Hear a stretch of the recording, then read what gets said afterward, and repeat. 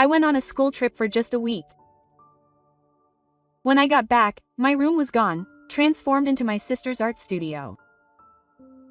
She needs space, my mother said with a shrug. Don't be selfish, my father added.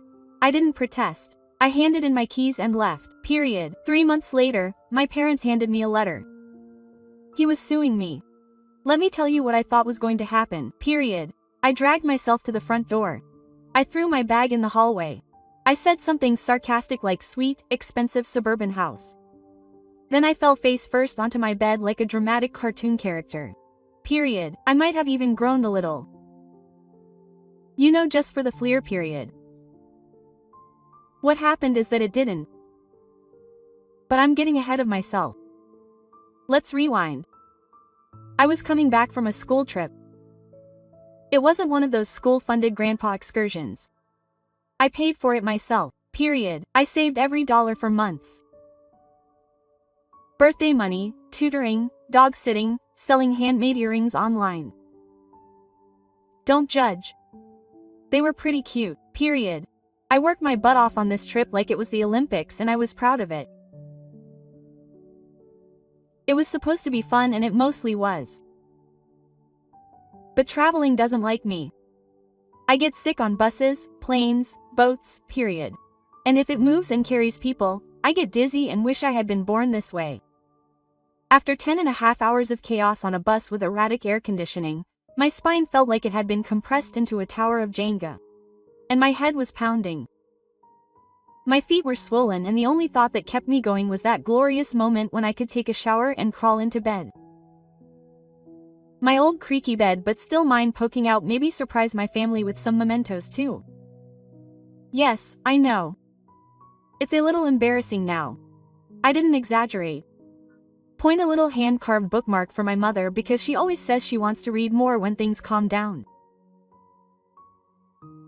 That's never the case. Point a quirky keychain for my father with a joke I knew would make him groan, and for my sister, she's very interested in art. She had asked me several weeks ago if I could find any interesting local art tools or materials to grab some for her. And that's what I did, period. That wasn't easy either, period. I had to skip part of a group shopping activity with a grumpy street vendor and lug everything around in my bag for days.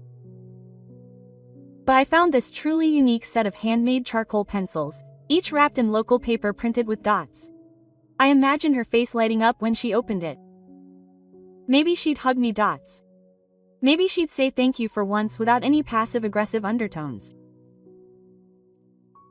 I still clung to this tiny, stupid hope that maybe, just maybe, he'd notice I tried. Yeah, it didn't last long. Jay finally makes it home, half-conscious, dragging my duffel bag behind me like a corpse in a crime drama. The house is quiet. I step inside. My shoes hit the floor. Something seems to smell different, like paint, acrylic dots. A faint hum of music comes from the upstairs hallway. My suitcase bumps against the first step. That's when my mother pops her head out of the kitchen. "Oh, you're back," she says. Like I went to get milk. No hug, no questions about the trip, just that. I nod and try to smile. Yes, the trip went well. I'm a little exhausted, period. I just want a shower and some sleep, period. She pauses. Oh, by the way, your room is nice. Your sister is using it now. For her article, I blink, thinking maybe my ears were blocked and I misheard. Come back. She needs some space, period, she says, shrugging one shoulder as if we were discussing cereal brands. I walk slowly up the stairs, my heart pounding now, but not tired, and then I see her. The door to my room, or rather my old room, is wide open and everything is different. My posters, they're gone. My bed is gone. My shelves are gone. Period. The walls are now white, splashed with color and covered in pinned sketches. There's a brand new easel, a circular lamp, stacks of canvases, and one of those ergonomic chairs she always complained about needing. Watch your step, my sister calls without even looking up. The floor. I stayed there. I didn't even ask if she was joking because she wasn't. It's obvious. I backed up and went downstairs and period.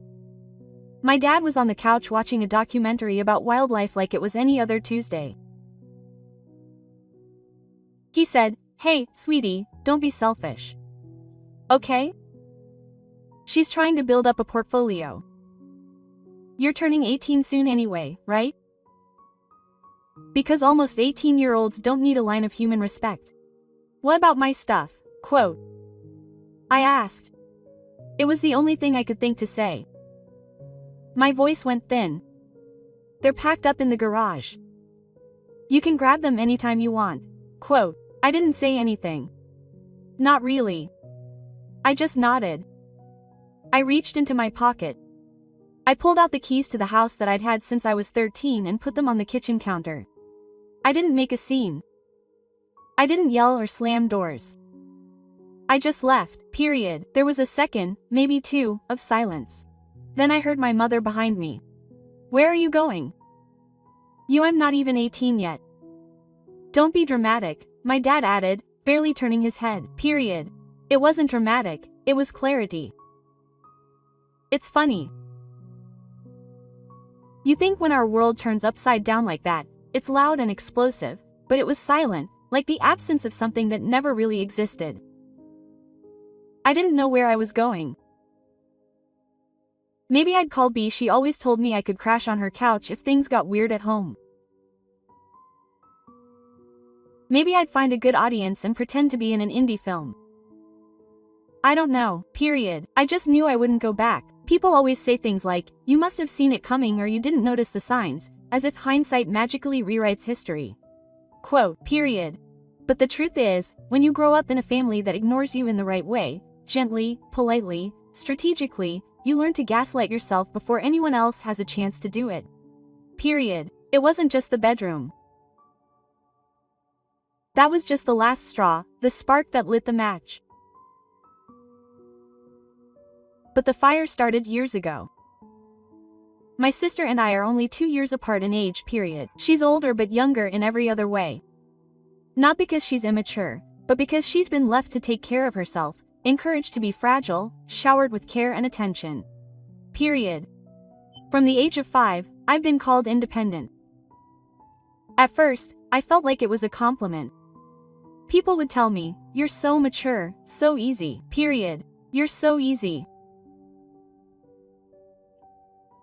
But that gradually translated into other things, like being left behind at school, making my own dentist appointments, or learning to cook because mom was too busy helping my sister prepare her art presentations, and dad was always on the phone. I think the first time I really felt the difference was when I was maybe 8. We both entered an art competition at school. Mine was a weird, messy collage made of cut-up packaging and old comic books. Chaotic but kind of cool, period. I didn't win anything, but my teacher said it was imaginative. I was excited to show it off. Rape in a tree, just a tree with watercolor leaves and a little bird. It was pretty. She won second place. My parents brought balloons, invited her to dinner, and told everybody at church, period. When I showed them my collage, my mother raised her eyebrows. That's a lot, but you tried. I pinned it to my bedroom wall anyway. That was the first of many, period, when my sister wanted to take art classes. She took them. Expensive classes. When I asked to join a writing workshop, she said, "It's across town." My dear, it's hard to take Tiger with our schedules. Period. When she broke the grill, it was an accident. When I broke a dish, it was negligence. When she forgot her lunch, Dad dropped everything to bring it to school. When I forgot mine, you're old enough to make it yourself. And don't get me started on birthdays. Theirs were painterly, personalized cakes, themes, friends from every corner of her life. Mine usually involved a last-minute cake at the grocery store and my aunt texting, "Oops, I thought it was next week." Period. I latched onto the right moment, the crumb, my dad complimenting my grades with a smart, distracted girl before returning to his emails. My mom buying me a book once because she thought I'd like something quiet. Period. They weren't monsters, just inattentive. Selectively liking the kind of people who say, I love you with their words, but not with their choice. Period. As I got older, I stopped asking for things, stopped showing them my victories. It didn't matter. They always belonged to someone else, to her. By the time I was 16, I had become the background character in the family. I paid for my own phone plan. I applied for jobs and took after-school care. I took care of my schedule, my finances, everything that interested me. I cleaned quietly, I ate quietly, I lived quietly, and they praised me for it. Period. She never caused us any trouble. She was so discreet. What he meant was that she didn't need us. So, we didn't have to try. My sister could cry over a broken pen and get another one in 2 days. Period. I had a fever and passed out in the bathroom. My mother had gone shopping. My father was at work, my sister was at her art club. No one noticed I was gone. I didn't tell them because I had learned that there was no point in making noise when no one was listening. That's why the story about the room touched me the way it did. It wasn't just the space, it wasn't even the bed, period. It was the final confirmation of what I already knew deep down. I was disposable. They didn't even text me while I was gone. Not once, period, and my mom later said she didn't want to bother me, and my dad joked that he thought I needed a break, period. Funny how they always wrapped up neglect in pretty bows. We gave you space. Sure, so much space that you completely erased me. I tried to keep my head when I left. I really tried, period. But when I finally stopped walking somewhere near my house, I sat down on a curb and broke down. Not in a dramatic way like in a movie, period. It was quieter than that. A slow drain of grief I didn't know I was holding in. I didn't know where I was going to go next. I didn't have a plan. My exams were coming up. I had no stable place to sleep. My sister had an art studio. I had a travel bag and a souvenir keychain that she would never open. One person came to mind. My grandmother. I hadn't seen her in a long time. Not because I didn't want to, but because life gets noisy and visiting her always makes me feel like I'm getting away from the noise. Period. She lived in a small retirement home on the other side of town. Nothing fancy. My parents said it was pretty good, period. I made a note to stop by soon. Not because I expected anything, but because sometimes, when everything seems to be falling apart, you just want to see someone who remembers who you were before you got tired. Period. When you're sleeping on someone else's couch, everything seems temporary. Even you? Bai's family was kind enough to let me stay for a few days, but I didn't feel it in her mother's tight smiles, the awkward silences when I entered the kitchen, the little hints like, "Are you sure your parents are okay with this?" Like they cared. I didn't expect a 5-star suite. I just wanted to exist without embarrassment, to finish school without falling apart. Period. I didn't have any clean clothes anymore. Every time someone offered me help, borrowed shampoo, leftover dinner, I felt like I was shrinking, like a ghost in someone else's life. Period. Technically I was still a high school student, but I didn't feel like one. I felt somewhere in between. Too old to ask for help, too young to disappear without causing any problems. Period. And then there was silence, not a single message from my parents. Not a call, not even an email. "You're alive."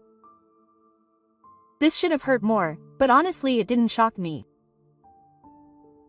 What surprised me was how silent the pain was. Like I was finally listening to something I'd been ignoring for years. I started avoiding people who asked questions. I told school I was staying with extended family, which wasn't a lie. B's mother extolled her patience every day. I knew I couldn't stay long, and I had 10 days until my birthday. 10 days until I was legally considered an adult. 10 days to figure out what it meant to be an adult when you didn't have a home. So I went to see the one person who had always seen me, really seen me even when no one else bothered to look. My grandmother. She lived in a low-budget nursing home that smelled of boiled potatoes and old newspapers. but she liked it, or at least pretended to. Her room was tiny with lace curtains and a crocheted blanket that she claimed was older than MI. Jay hadn't planned on telling her much. I thought we could just sit around, sip a weak beer, and talk about nothing in particular, period. But as soon as I walked in, she looked at me and said something happened. She always knew. I tried to joke. I said I was doing some soul searching. It didn't work. On the second tee, I cracked. I told her everything, period. Not the polite version I gave others, the real one about the art studio, the couch, the club life, my parents' silence, how I'd left them with mementos and how they hadn't even asked if I'd gotten home safely. Period. Ju expected sympathy. I didn't expect what happened next. Grandma stood perfectly still for a second and then she said, "Well, I blinked." I blinked. "You're out. That's good, period. They can't put you back in now." I didn't know what to say, so she did it for me. She opened her nightstand drawer and pulled out a thick, sealed envelope, tied with a rubber band, and slightly crumpled. "It's not money," she said before I could ask. "Not yet, but it's what's going to get you where you need to go." I stared at it. "What's this?" "Banking information, some legal forms, a letter to my lawyer." "I've been preparing this for a while now." I hesitated. "Grandma, I don't want you to give anything for me." She cut me off with a wave of her hand. "I'm not giving up. I'm giving too. It makes a big difference." I didn't catch the envelope, but the weight of it in her hand told me it wasn't just help. It was a future she'd been quietly carving out for herself, piece by piece, while everyone else forgot she existed, period. That night, I finally opened the envelope. No money, just neat, folded documents, a list of savings accounts, a note from her lawyer above it in her handwriting, a short line. "I can't give you a house, but I can give you a way out. Period." The next few days passed quickly, faster than I could have imagined. Grandma's lawyer confirmed that everything was legal. She couldn't give me the full amount until I was 18, but she could help me with what she called a prepayment fund. Period. I found a tiny studio apartment, but I signed a short-term lease for myself. I paid up front. I slept on the floor the first 2 nights because I didn't have a mattress yet, but it felt better than any bed I'd ever known. I still visited Grandma every day after school. She filled out paperwork with me, ate takeout, watched bad game shows, and made fun of the contestants' answers. Period. She told me stories I'd never heard before about her first love, about singing in the church choir, about how she'd once slapped a man who'd insulted her while cooking. It was peaceful, too peaceful in hindsight. There were signs, a shadow on the horizon, a tension in my chest every time I checked my phone, a care I couldn't name. At the time, I thought I was just adjusting, settling in, discovering who I was without a house full of people pretending I didn't exist. No, little did I realize that the clouds were already gathering, that things were about to change again and not in the way I had hoped. Because when people ignore you long enough, they think you stop maturing until you become annoying. Period. And apparently, I was about to become very annoying. Period. They didn't call. They didn't text. They knocked. It was early Tuesday evening. I had just gotten home from work and taken off my shoes when I heard it. 3 sharp knocks on the door. Not the friendly kind, period, not the "I brought muffins" kind.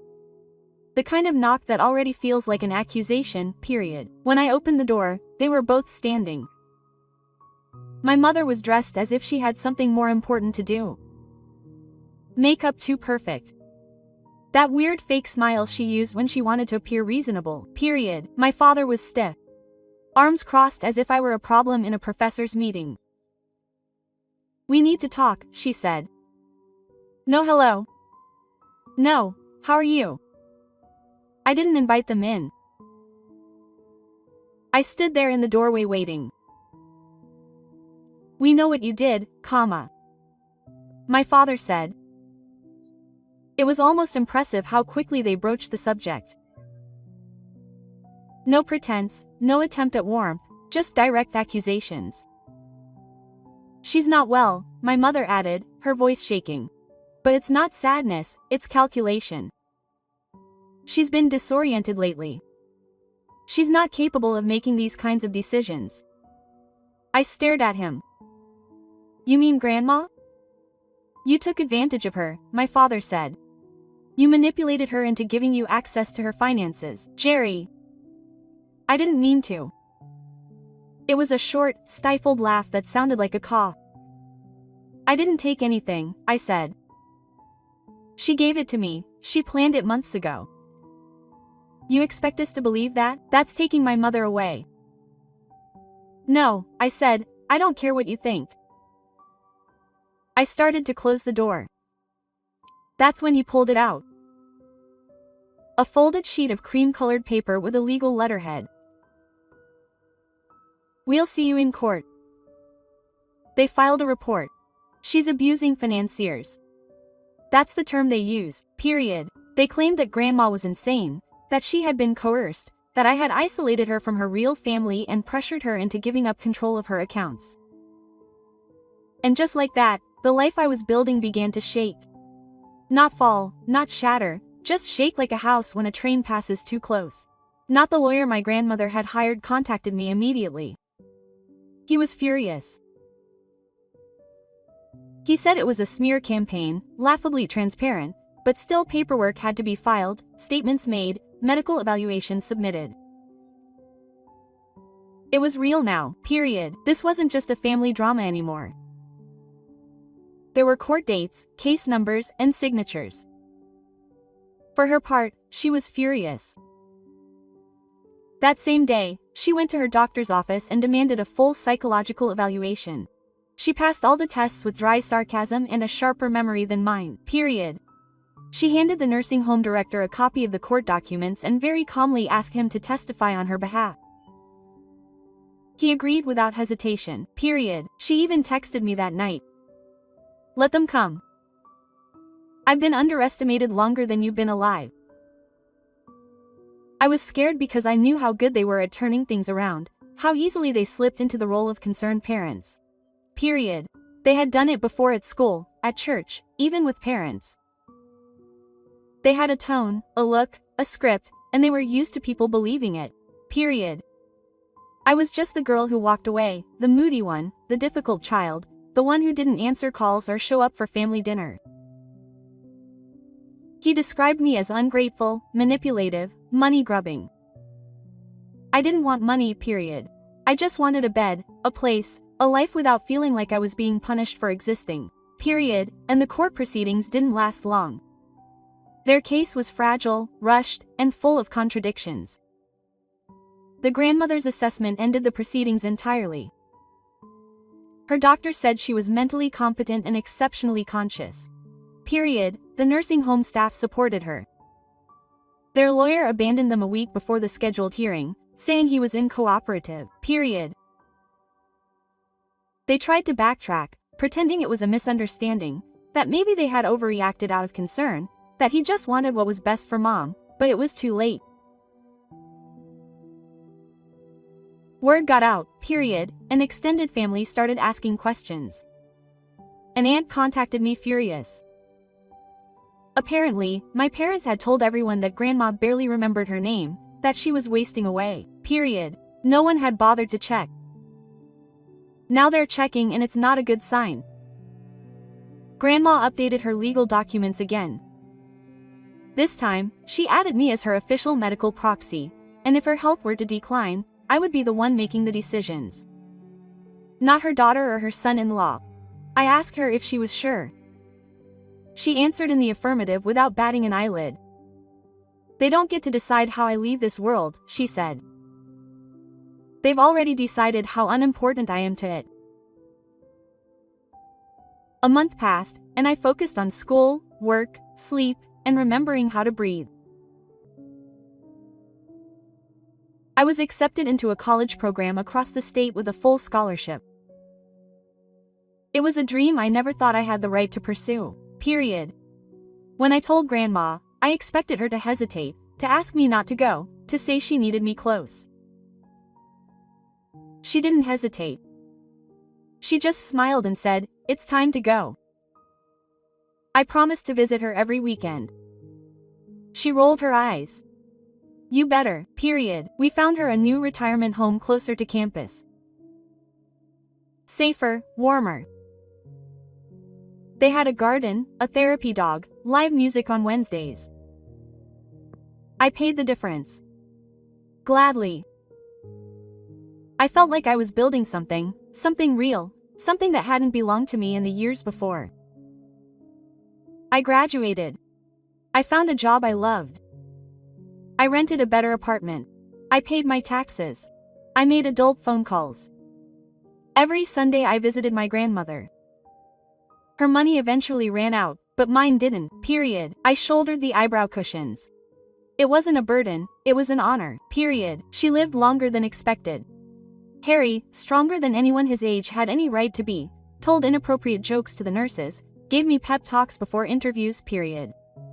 She lived, and when she finally died, it was quietly. Peacefully in her sleep. I held her hand until the end. Period. She left a note, just one line. "You gave me a second life. I hope I gave you yours." I didn't invite my parents to the funeral, nor my sister. I learned that they were still together, that my sister's art career had fizzled out, that she now ran a craft store in town. He doesn't talk to most of the extended family anymore, sometimes. I wonder if they think about me, about Grandma, about what they tried to take away, but I remind myself that it doesn't matter. They were lucky to know me, to know her. Period. They chose control over connection, image over truth. And we chose each other. The other period was my story. Looking back, I don't know what shocks me more, the distance they traveled or the time it took me to stop expecting him to care. But in the end, I found something better than their approval. I found peace. And someone who believed in me when no one else did. So now I want to know what you think. Would he ever treat me differently? Did I do the right thing by walking away? Let me know in the comments. If you want more stories like this, personal, emotional, and a little messy, subscribe.